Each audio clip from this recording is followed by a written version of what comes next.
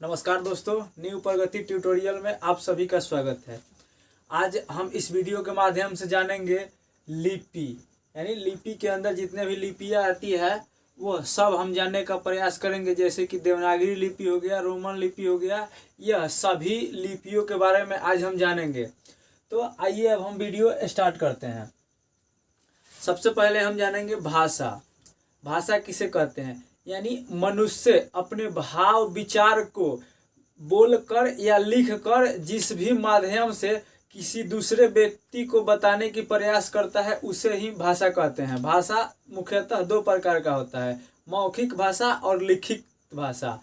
तो मौखिक भाषा जो हम बातचीत करके अपने भाव या विचारों को एक दूसरे से आदान प्रदान करते हैं उसे मौखिक भाषा कहते हैं। और लिखित भाषा उसे कहते हैं जो हम लिख कर किसी भी व्यक्ति को यदि किसी से कुछ पूछना हो तो हम उसे लिख कर पूछते हैं, तो उसे हम लिखित भाषा कहते हैं।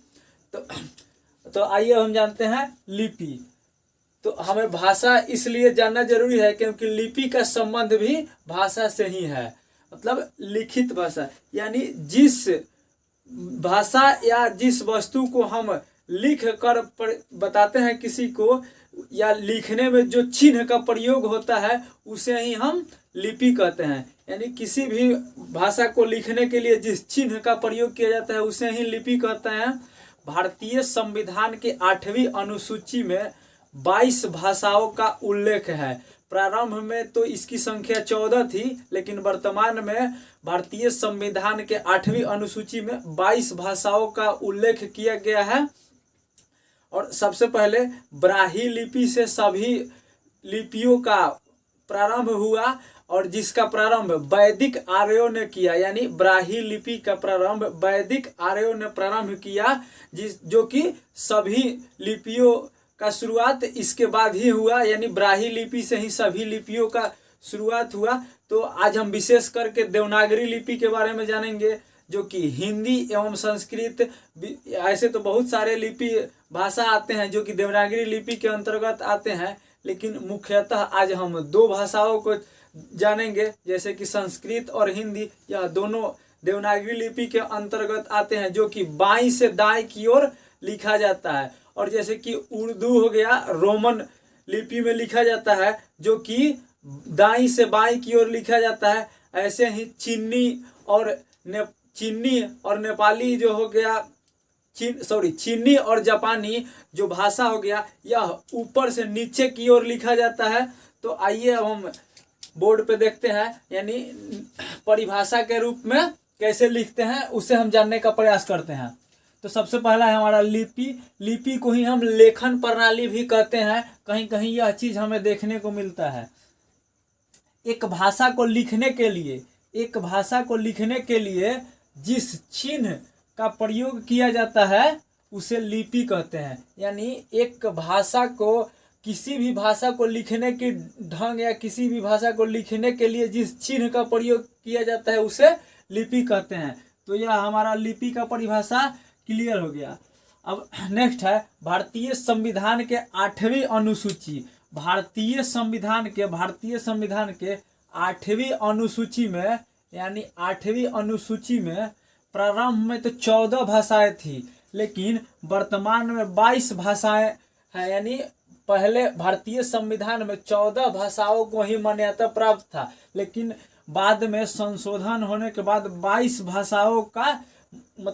भाषाओं को मान्यता प्राप्त है। प्रत्येक भाषा का अपना अलग लिपि होता है। क्या होता है? प्रत्येक भाषा का अपना अलग लिपि होता है। भारत के सभी लिपियां ब्राह्मी लिपि से ही निकली है, जिसका सबसे पहले प्रयोग, बहुत जगह प्रश्न पूछे जाते हैं कि ब्राह्मी लिपि का प्रयोग सबसे पहले किनके द्वारा किया गया था या किनके द्वारा प्रारंभ किया गया था। तो यह इसका सही उत्तर हो जाएगा, वैदिक आर्यों के द्वारा भारतीय जो ब्राह्मी लिपि है इसका प्रयोग किया गया था। नेक्स्ट है हमारा कि हम अभी थोड़ा देर पहले जाने थे कि आज हम विशेष रूप से देवनागरी लिपि के बारे में जानेंगे, क्योंकि हिंदी भाषा की जो लिपि है वह देवनागरी है। तो हम अपने वीडियो को बहुत लंबा नहीं करते हुए अपने मुद्दे पे आते हैं सीधे। तो आज का हमारा मेन टॉपिक है देवनागरी लिपि। यानी देवनागरी लिपि को कहीं कहीं लोकनागरी लिपि भी देखने को मिलता है या कहे जाते हैं। देवनागरी लिपि में जो बोला जाता है वही लिखा जाता है। जैसे बोला जाएगा कि आप वहां जा रहे हो तो सेम वही लिखा जाएगा कि आप वहां जा रहे हो, सेम वही लिखा जाएगा, ना कि दूसरा लिखा जाएगा। उसके बाद है हमारा देवनागरी रोमन दोनों, यानी देवनागरी और रोमन दोनों लिपियां हैं जो कि बाईं से दाईं की ओर लिखा जाता है। हमेशा देखते होंगे कि देवनागरी लिपि यानी हिंदी एवं संस्कृत तथा रोमन की जो लिखने की शुरुआत होता है वह बाएं हाथ से स्टार्ट करते हैं। यानी हमारे कॉपी या रजिस्टर की जो पन्ने होते हैं या बोर्ड की, उसमें बाईं से दाईं की ओर लिखना प्रारंभ करते हैं, क्योंकि इस हाथ की तरफ से लिखना शुरू करते हैं, ऐसे आगे की तरफ बढ़ते चले जाते हैं। जैसे कि रोमन ABCD जितने भी 26 अक्षर होते हैं, या पहले ABCD, ये भी हम बाईं से दाईं की ओर लिखते हैं। नेक्स्ट है हमारा हिंदी संस्कृत देवनागरी लिपि में ही लिखा जाता है। उर्दू फारसी, यानी इसके सेम उल्टा है। उर्दू का जो लिपि है वह फारसी है और यह दाईं से बाईं की ओर लिखा जाता है। देखते होंगे कि उर्दू दाईं से बाईं की ओर लिखा जाता है। सेम वैसे ही चीनी और जापानी लिपियां ऊपर से नीचा की ओर लिखा जाता है। पंजाबी गुरुमुखी लिपि के अंतर्गत आता है, या पंजाबी की जो लिपि है वह गुरुमुखी लिपि है, जैसे कि हिंदी और संस्कृत का देवनागरी लिपि है। तो आप इसका स्क्रीनशॉट ले लीजिए, हम साइड हो जाते हैं। आइए अब हम देखते हैं कि भारतीय संविधान के द्वारा जो 8वीं अनुसूची में 22 भाषाओं का उल्लेख किया गया है, उन भाषाओं का अपनी अपनी जो लिपि है वह कौन सी लिपि है, हम उसे जानने का प्रयास करते हैं। तो हमारा जो पहला 10 भाषा है इसकी लिपि देवनागरी है, जैसे कि संस्कृत, हिंदी, सिंधी, मराठी, कोंकणी, नेपाली, संथाली, डोंगरी, यवोडो, मैथिली, यह जो 10 भाषाएं हैं, इन सभी का लिपि जो है वह देवनागरी है। वह देवनागरी लिपि है जो कि बाएं से दाएं की ओर लिखा जाता है। जो हमारा 11वां और 12वां है, यानी कश्मीरी और उर्दू, जो कश्मीरी और उर्दू है, हम इसे इस तरीका से याद कर सकते हैं कि उर्दू यह जो है पाकिस्तान का जो है लैंग्वेज, वह वहाँ पे मतलब यह मुस्लिम कंट्री है होने के कारण मतलब यहाँ पे उर्दू का अत्यधिक प्रयोग किया जाता है। और पाकिस्तान के सटे हुए जो राज्य हैं, यह जम्मू कश्मीर है, तो यहाँ पे भी उर्दू का प्रयोग बहुत ज़्यादा किया जाता है। तो इसी कारण कश्मीर और यानी कश्मीरी और उर्दू, यह दोनों भाषाओं का जो लिपि है वह फारसी लिपि है। कश्मीरी और उर्दू दोनों भाषाओं का लिपि है जो फारसी लिपि है। अब आइए नेक्स्ट है पंजाबी, मणिपुरी, तमिल, तेलुगु और मलयालम।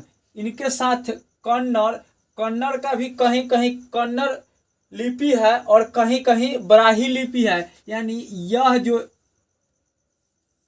6 भाषाएं हैं, पंजाबी, मणिपुरी, तमिल, तेलुगु, मलयालम और कन्नड़, यह भाषाएं अभी भी पुरानी ही परंपरा को चला रही है, यानी ब्राही लिपि को ही अपनाई हुई है। तो यह जो पंजाबी, मणिपुरी, तमिल, तेलुगु, मलयालम और कन्नड़, यह जो 4 5 6 भाषाएं हैं, यह पूरी तरह से अभी भी ब्राही लिपि को ही अपनाई हुई है। बाकी जो 4 लिपियां हैं, यह अपनी ही राज्य के नाम पे अपनी ही भाषा के नाम पे अपनी लिपियों को रखा है। यानी उड़िया भाषा की जो लिपि है वह उड़िया ही है, गुजराती भाषा की लिपि जो है गुजराती है, असमिया भाषा की लिपि असमिया है और बांग्ला भाषा की लिपि बांग्ला है। तो यह हमारा 22 जो भाषा है भारतीय संविधान की 8वीं अनुसूची में जिसकी मान्यता प्राप्त है, उसकी हम 22 भाषा की लिपि जान चुके हैं।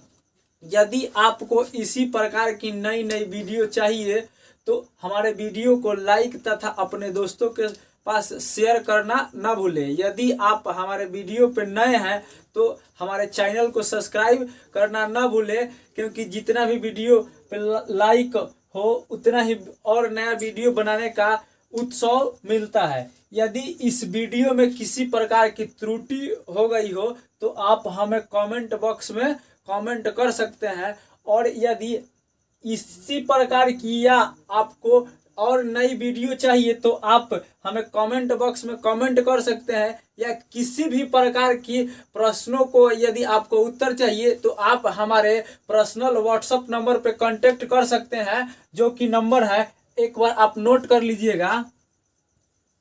7667601951। यानी यह जो हमारा नंबर है आप इस पे पर्सनल व्हाट्सएप के माध्यम से भी कांटेक्ट कर सकते हैं, जो कि है 7667601951। धन्यवाद।